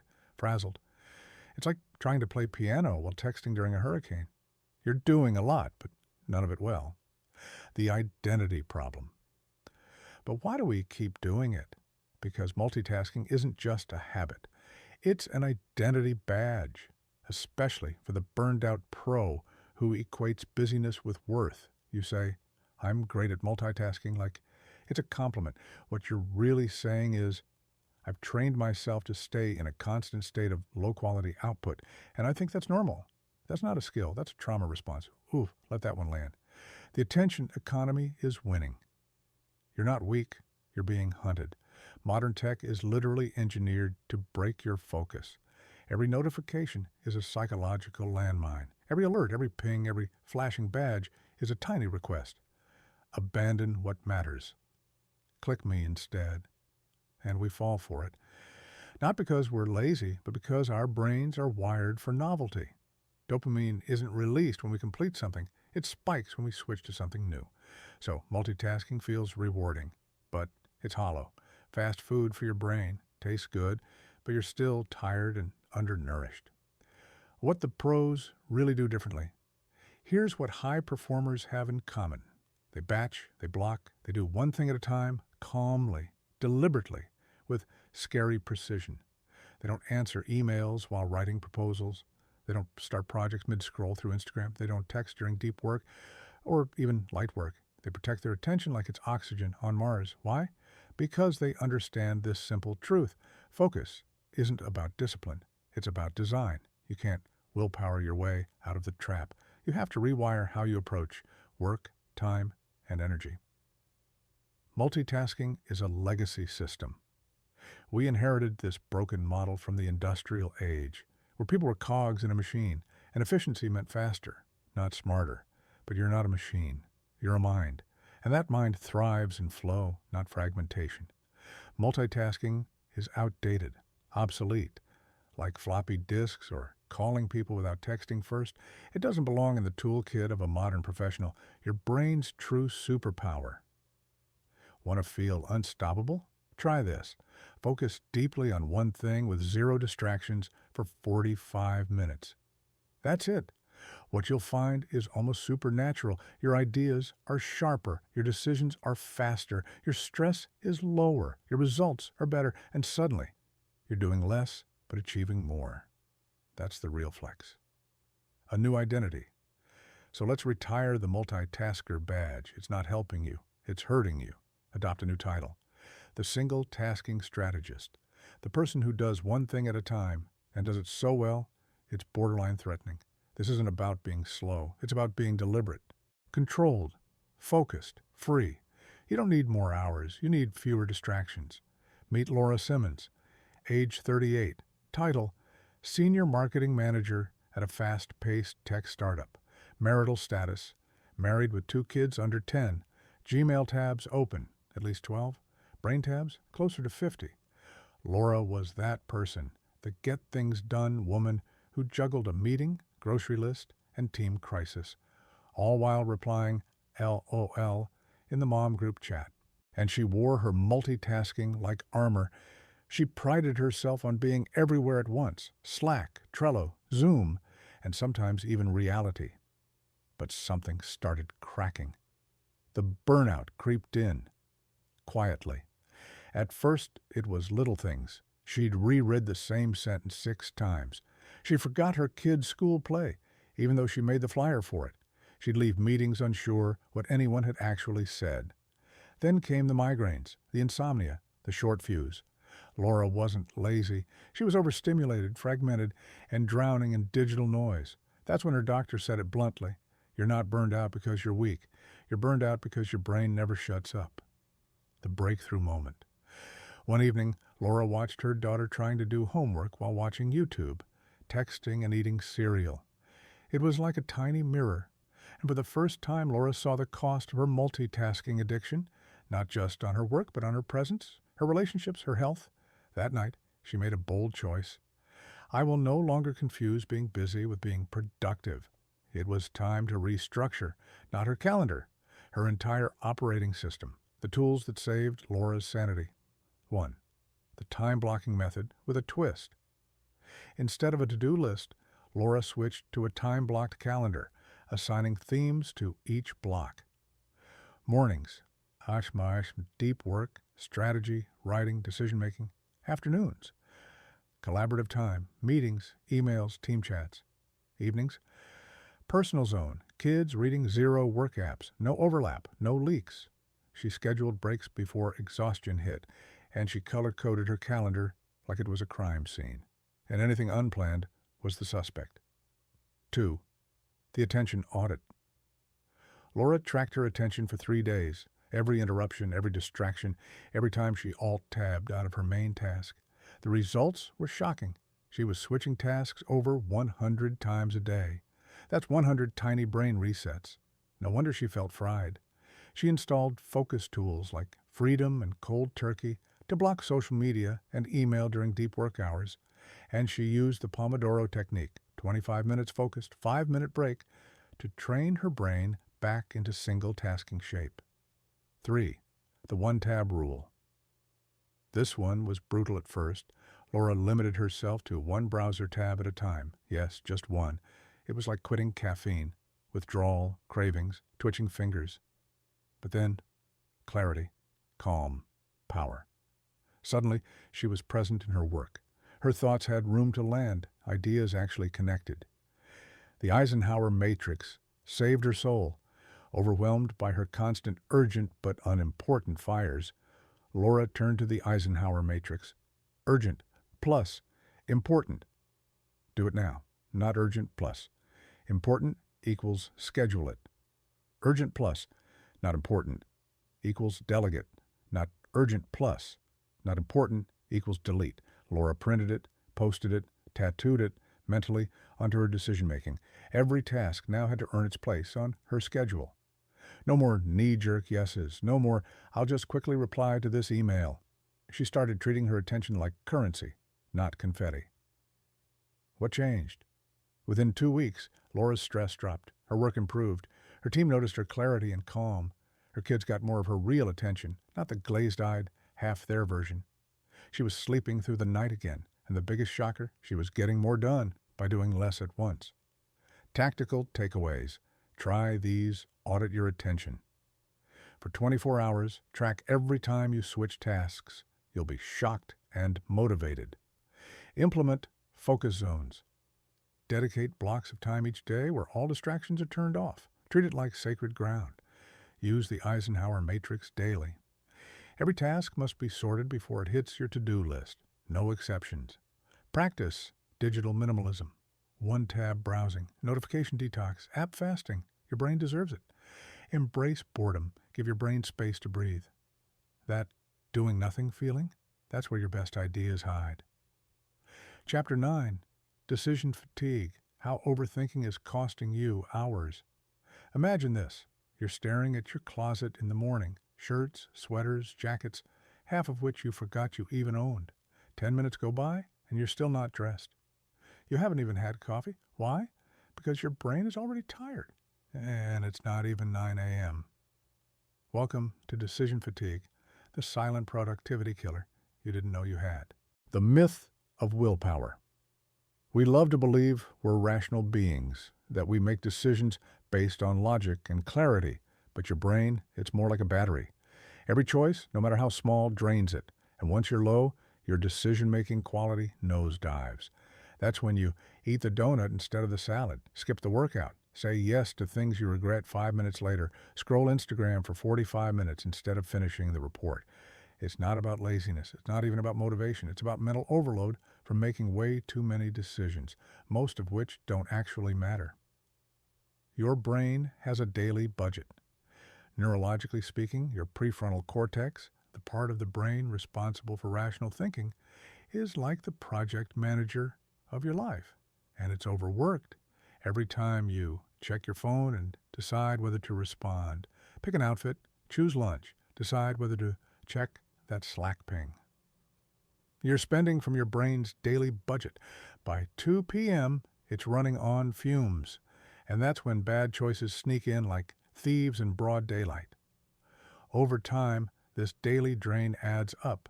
It's why you feel exhausted even if you haven't done much. It's why decision fatigue often disguises itself as burnout, procrastination, or irritability. High performers Know this trick. Here's a little secret. The most successful people don't make more decisions than you. They make fewer. Steve Jobs wore the same black turtleneck every day. Barack Obama had a limited wardrobe. Mark Zuckerberg eats the same breakfast like it's a ritual. Why? Because they ruthlessly eliminate unnecessary choices. They understand that clarity and focus are not talents. They're engineered by design. The hidden cost of "let me think about it." Most people think indecision is harmless. "I'll think about it" sounds reasonable. But the truth? Every postponed decision becomes mental debt. It sits in your brain's background like 42 open browser tabs, eating RAM. You may not notice it, but it's there, stealing your focus and slowing you down. The result? You feel tired before the day really begins. This isn't about rushing decisions. It's about simplifying the ones that don't matter, so you have space to focus on the ones that do. Toxic routine number 9, living in default mode. Many burned-out professionals live on autopilot, running on routines that were never intentionally chosen, just accidentally adopted. You're not choosing your life anymore. You're reacting to it. You wake up to notifications, let emails dictate your priorities, and drift into bed wondering where the day went.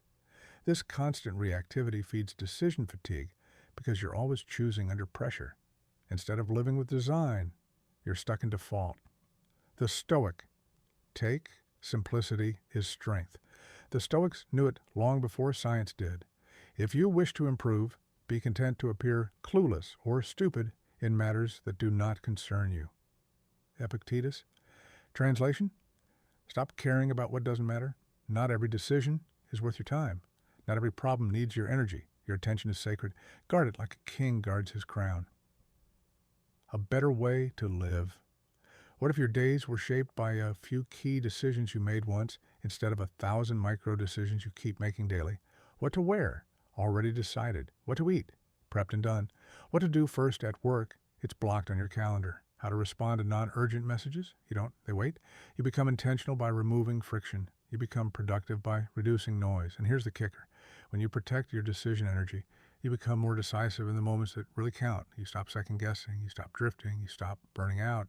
Meet Brian Chambers, 45th CEO of a mid-sized tech company, father of 2, half-marathoner in theory, email responder in practice. At a glance, Brian looked successful. Big office, packed schedule, phone that never stopped buzzing, but peel back the layers and you'd see the truth. He was drowning. In meetings, in choices, in the sheer mental weight of being on all day long. The warning signs. Brian's days were a blur of answering Slack messages mid-bite, approving last-minute presentations at 11 p.m., texting his assistant to reschedule meetings he forgot he agreed to. His evenings spent scrolling LinkedIn, comparing himself to people who seemed to have it all together. His brain felt like a browser with too many tabs open, and they were all playing music.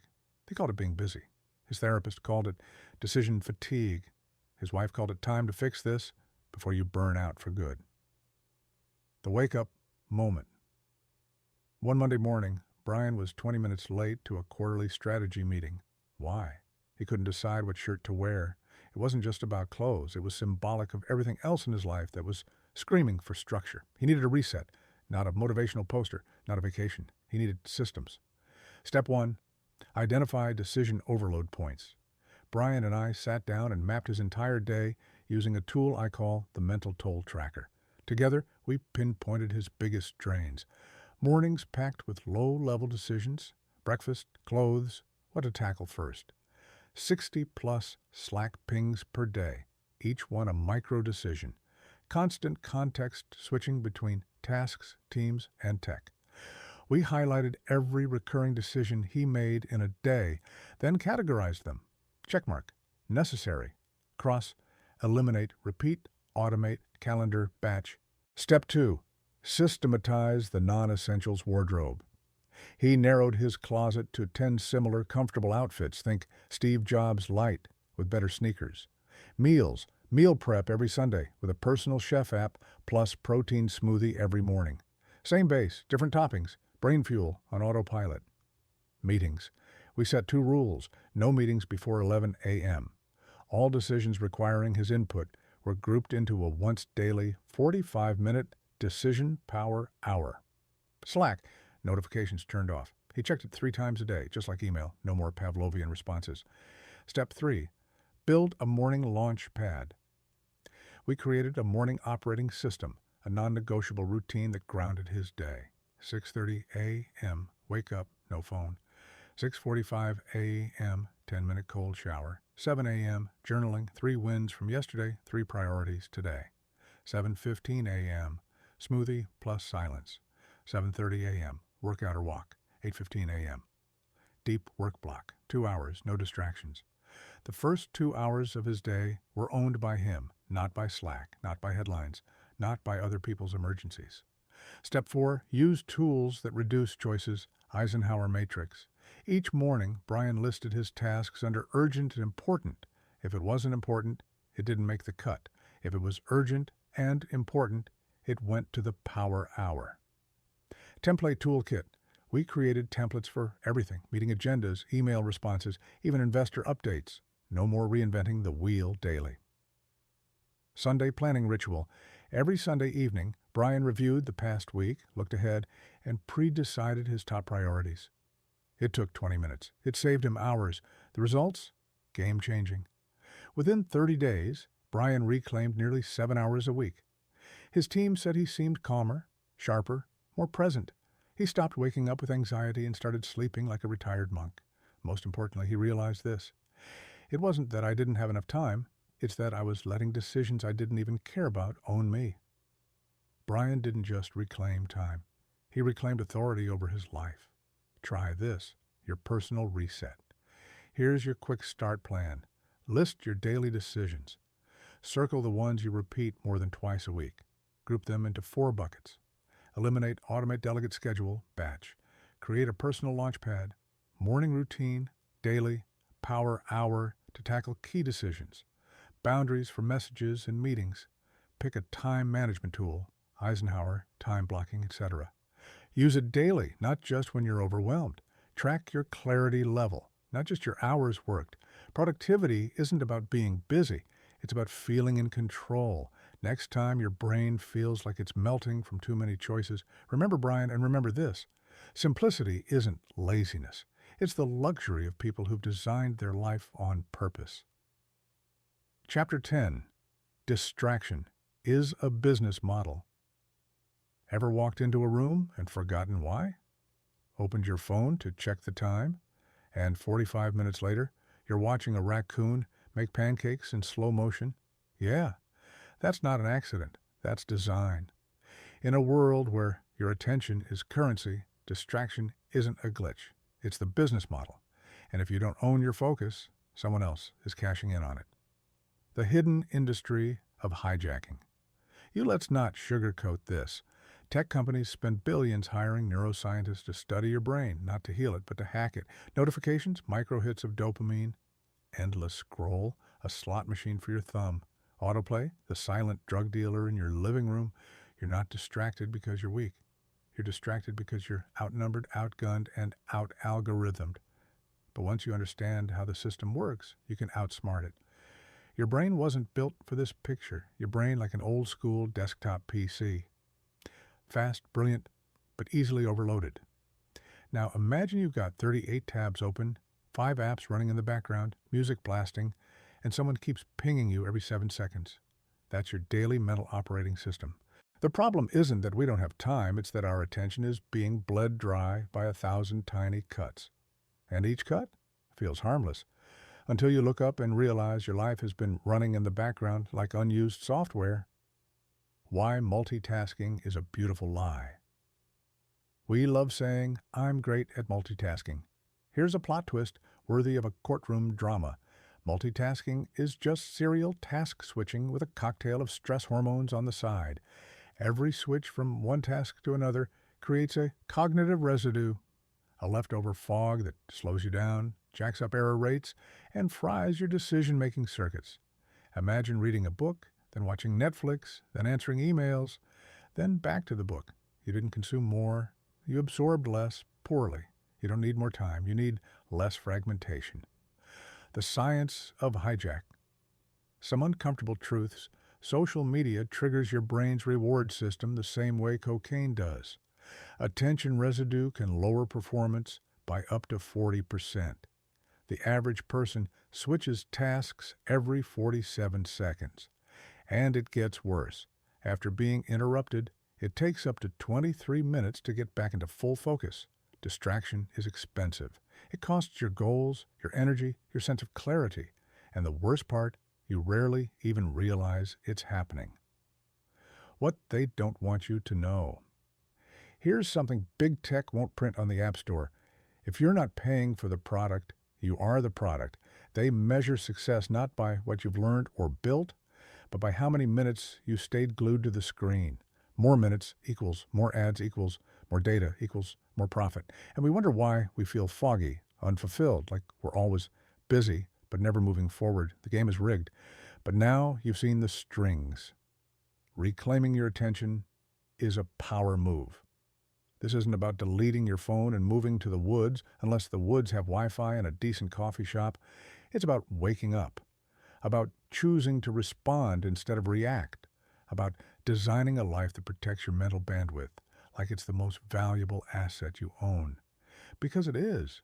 Focus isn't about grinding harder, it's about clearing the static. And distraction, it doesn't look like a bomb. It looks like an innocent ping, a notification, a harmless scroll, until it steals your entire afternoon.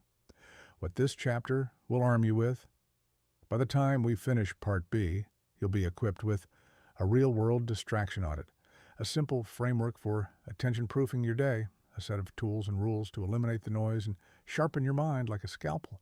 You'll learn how to stop leaking time and start using it with precision, because clarity isn't found in chaos, it's uncovered in silence. And your job? Start choosing what matters before someone else sells it to you. Fictional profile. Name: Amelia Grant.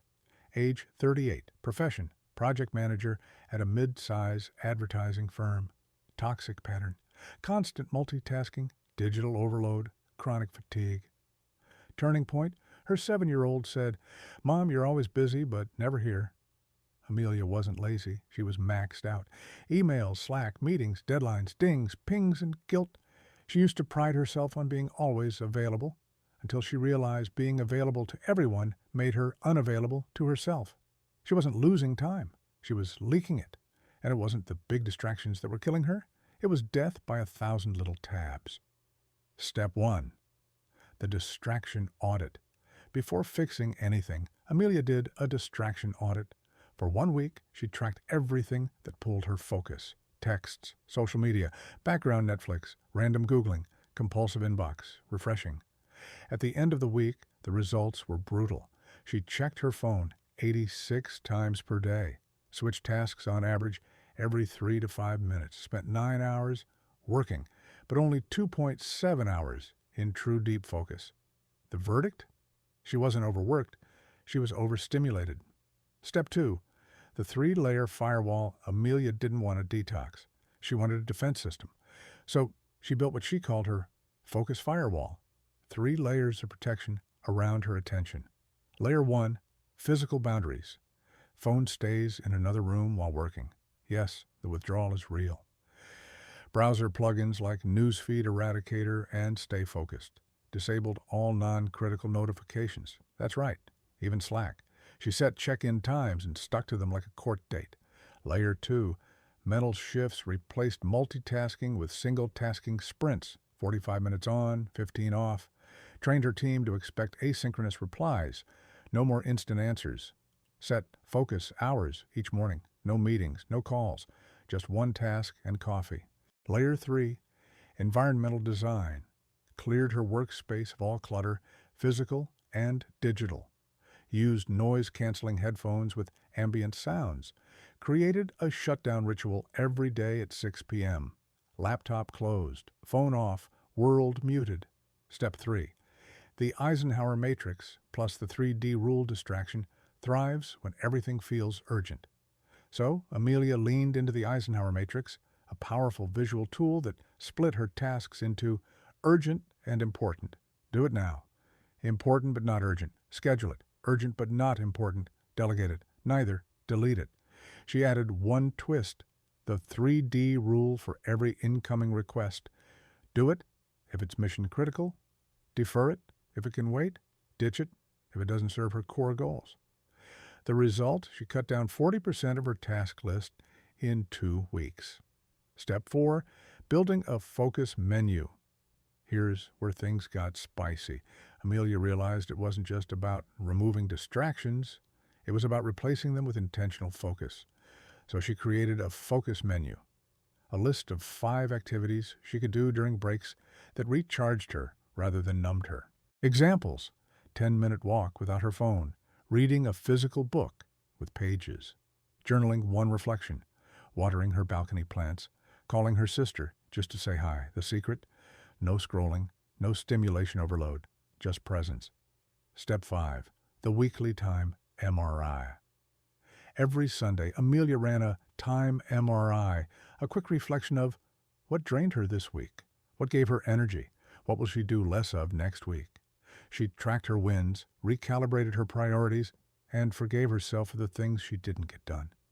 Because clarity doesn't come from hustling harder, it comes from reflecting smarter. The result: 3 months in, Amelia was doing less yet producing more. Her boss noticed the shift. Cleaner work, fewer mistakes, more leadership. Her sleep improved. Her mood stabilized. And best of all, her kid said, "You're back. Try this." Your distraction protocol. Audit your attention. Track what's stealing it. Then slash the noise. Design your firewall, physical, mental, and environmental protections. Use the Eisenhower matrix plus 3D rule. Be ruthless with your time. Create a focus menu. Rewire your downtime.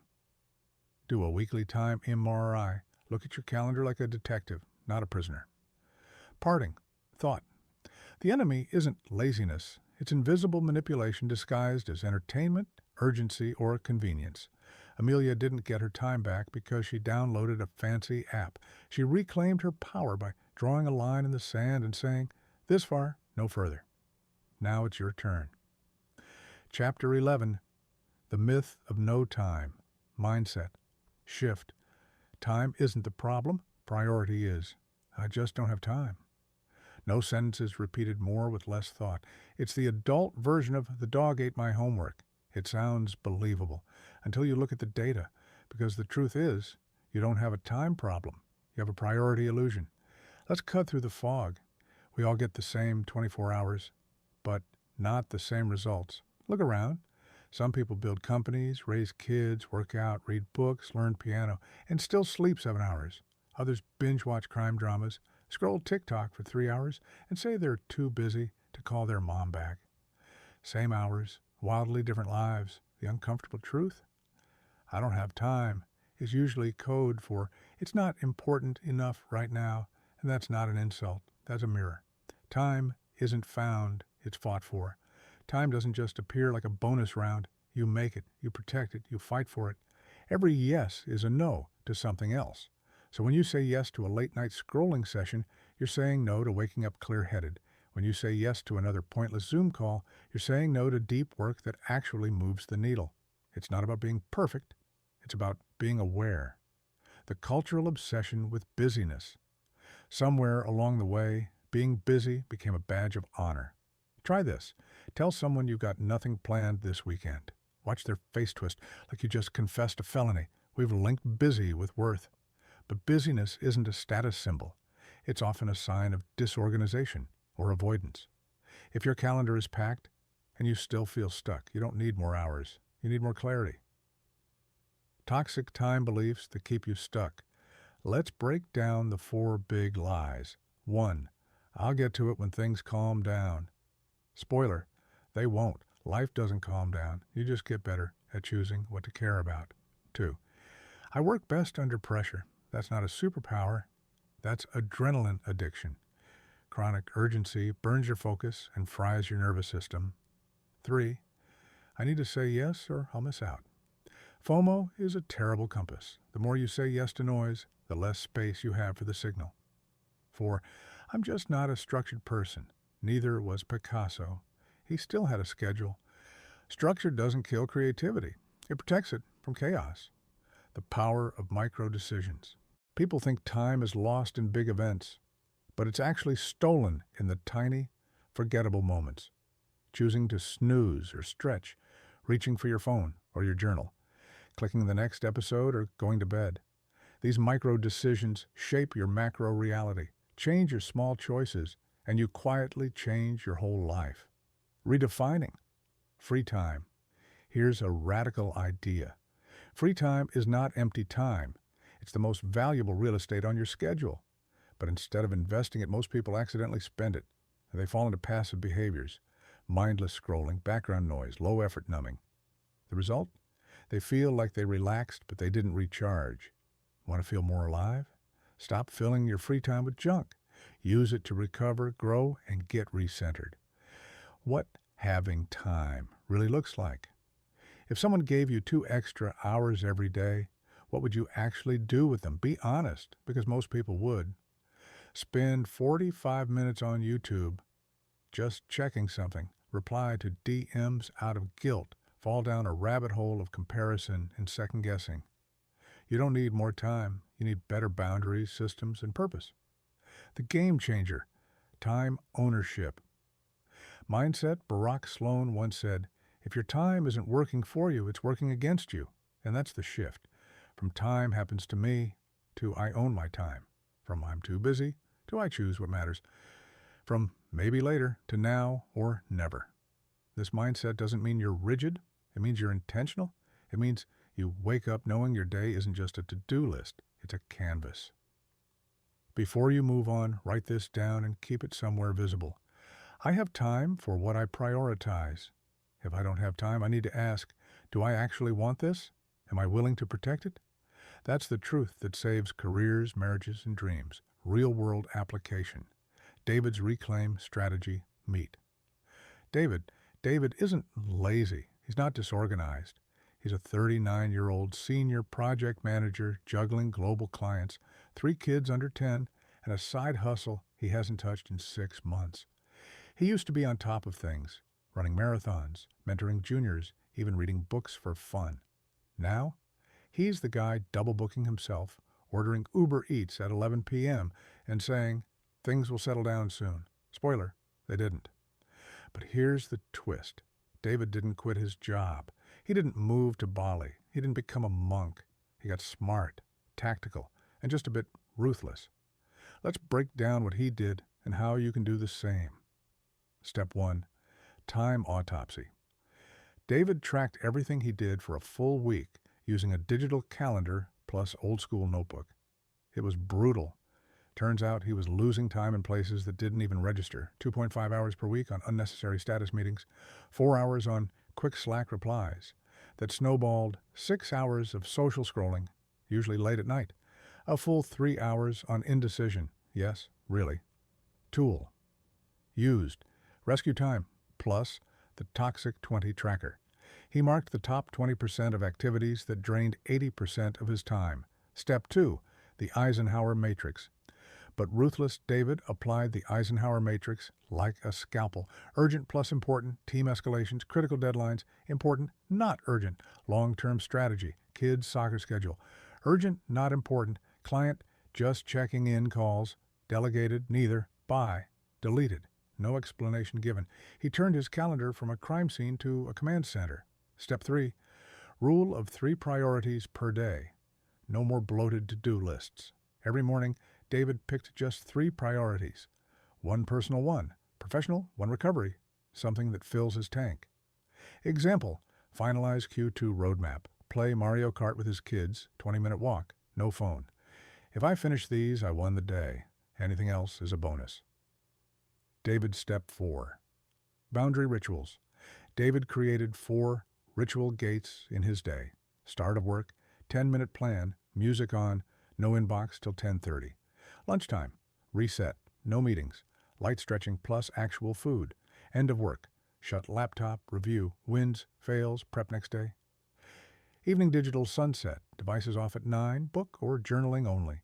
He used visual triggers, post-it notes, timer apps, ambient lighting changes. Tool used, Opal for app limits, Google Calendar with color-coded blocks. Step 5, the hell yes filter.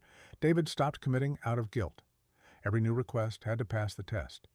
If it's not a hell yes, it's a hell no. No more. Volunteering for last-minute presentations.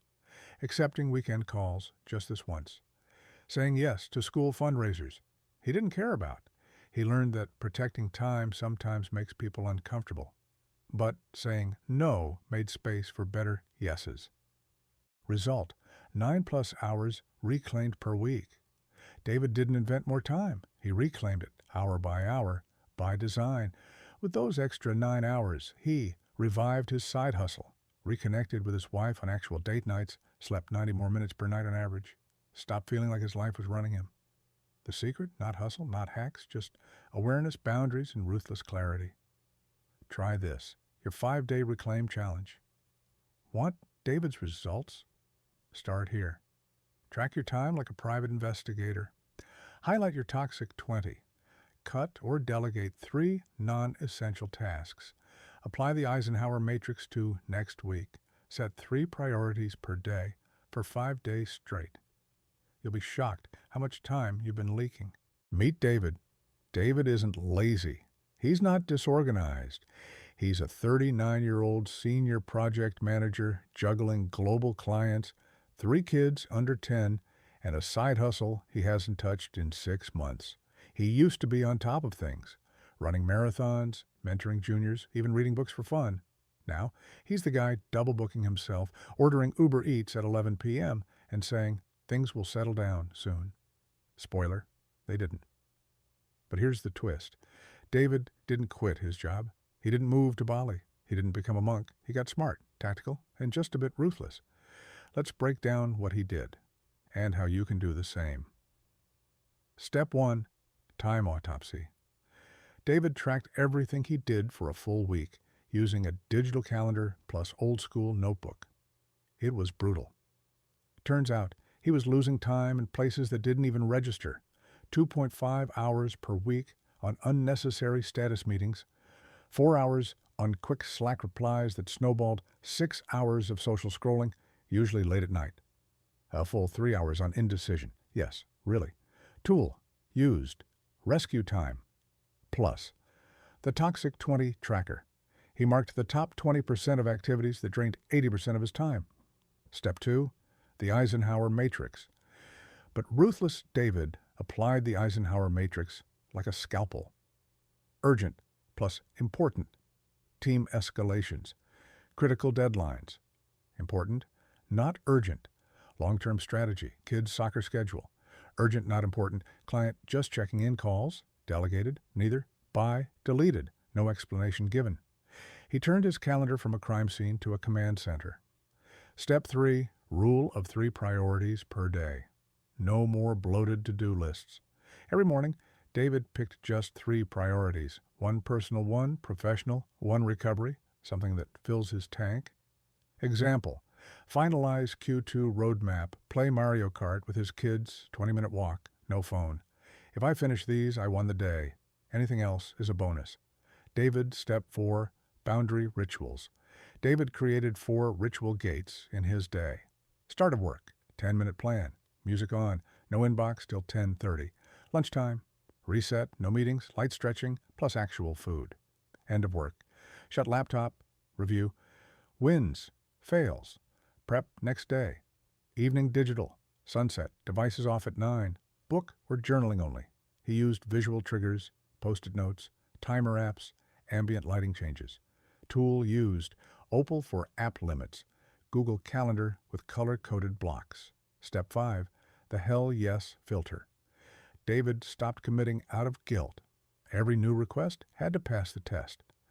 If it's not a hell yes, it's a hell no. No more volunteering for last-minute presentations, accepting weekend calls just this once, saying yes to school fundraisers. He didn't care about. He learned that protecting time sometimes makes people uncomfortable, but saying no made space for better yeses. Result, 9+ hours reclaimed per week. David didn't invent more time. He reclaimed it, hour, by design. With those extra 9 hours, he revived his side hustle, reconnected with his wife on actual date nights, slept 90 more minutes per night on average. Stopped feeling like his life was running him. The secret? Not hustle, not hacks, just awareness, boundaries, and ruthless clarity. Try this, your 5-day Reclaim Challenge. Want David's results? Start here. Track your time like a private investigator, highlight your toxic 20, cut or delegate 3 non-essential tasks, apply the Eisenhower matrix to next week, set 3 priorities per day for 5 days straight. You'll be shocked how much time you've been leaking. Real-World Application, Monica's Legacy Filter, by Barack Sloan. Meet Monica. She's 42, a brand strategist in Chicago. Used to love her work. Now, she dreads Monday by Saturday afternoon.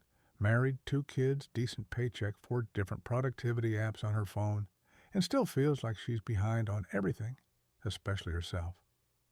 One night, after sending her 137th Slack message of the day, she mutters something that hits her like a brick. I don't even know what I'm doing all this for anymore. Cue the spiral. The Legacy Filter. That night, Monica doesn't rage quit her job. She doesn't delete Instagram. She doesn't book a ticket to Bali. Instead, she scribbles 3 simple questions on a sticky note and puts it on her monitor. Will this matter in 5 years? Would my kids be proud of how I'm spending this hour? Is this decision moving me toward the person I want to be remembered as? She starts using this filter before saying yes to meetings, new projects, even social events. It's not a productivity hack, it's a clarity tool. Rewriting her time narrative. Week 1. Monica cancels 3 standing meetings that added nothing but noise. She replaces that hour with a writing habit she'd buried for a decade. 1 essay in, she's rusty but grinning. Week 3, she turns down a promotion. Yep, you read that right. It came with a raise, but also 60-hour weeks and a relocation. Old Monica would have jumped. New Monica? She's playing the long game. Week 6, she builds a legacy hour into her calendar, 1 hour a week, to work solely on something that reflects who she wants to become. No distractions, no excuses.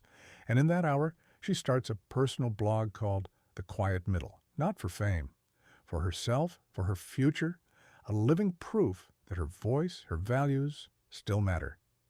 Tools Monica used, and you can too. 1. Legacy Filter. Sticky note. Don't underestimate the power of a Post-it. Use it to pause and reflect before you commit. Second time audit. Legacy style. Take 1 week. Track your time, not just what you did, but why. At the end, mark each block. Legacy building, neutral, or soul-sucking. Adjust accordingly. 3. The Sunday Self-Alignment Ritual. Each Sunday evening, Monica reviews her calendar, asks, is this aligned with who I want to be? Cuts or shifts anything that feels like borrowed goals or external pressure. 4. Monthly Legacy Letter. Once a month, she writes a letter to her future self, her kids, or just the universe. It's not for perfection, it's for presence. The outcome. Monica didn't retire early. She didn't become an overnight influencer. But 8 months in, she's present at the dinner table. She's more energized during meetings. She's built a small online following that appreciates her honesty. She's earning the same money with half the burnout. Most importantly, she's proud of how she's using her seconds, and she doesn't need a eulogy to prove it.